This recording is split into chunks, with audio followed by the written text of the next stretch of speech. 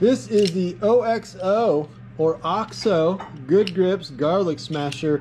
We've had a couple different models of garlic smasher, garlic crusher. It's got a cool feature that the garlic tray itself kind of moves freely. So it's easier to clean. I'll show you that in a second. It's also easier to access the garlic. To use this guy, that's it. Just put your clove of garlic in there. If you got a couple small cloves, they fit in there as well. And give it a smush. It doesn't take a whole lot of hand strength or anything like that.